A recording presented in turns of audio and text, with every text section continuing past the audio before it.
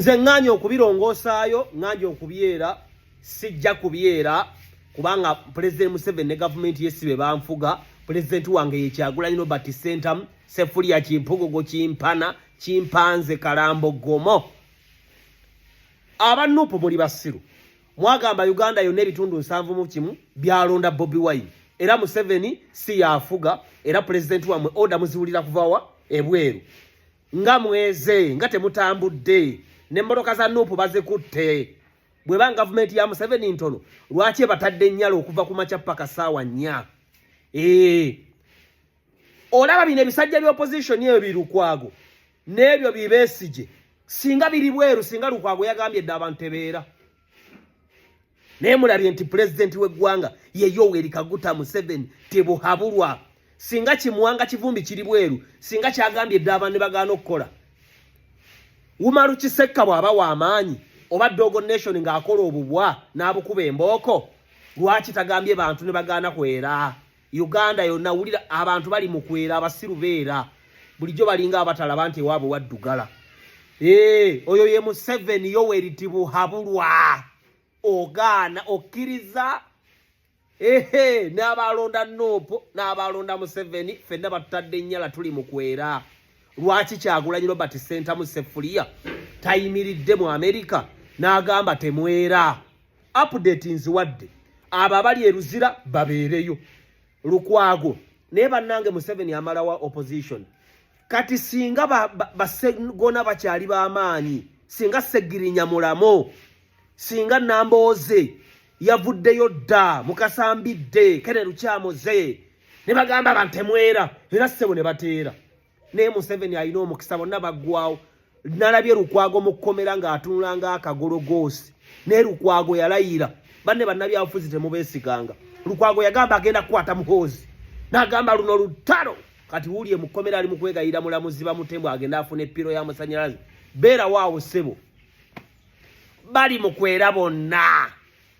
Bwe mbanga mwalonda Kyagulanyi Robert Sentamu, lwaki temugaanye? Constituency esinza okwera update.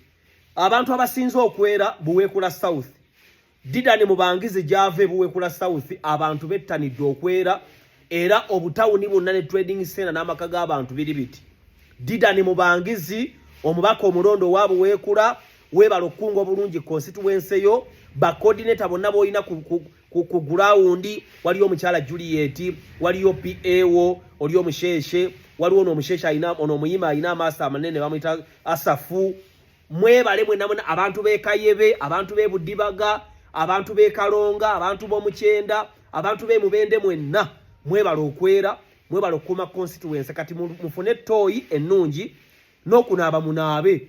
Bannayuganda muli bakyafu temunaaba.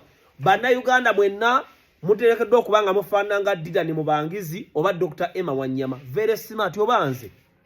Nga muvuga Benz Mercedes, nga mulabika bulungi. Mwina okuba nga mulabika nga akasusu kanyira nga mufaanana nga Dr. Emma Wanyama oba Hilary Kisanja, nga mulabika bulungi.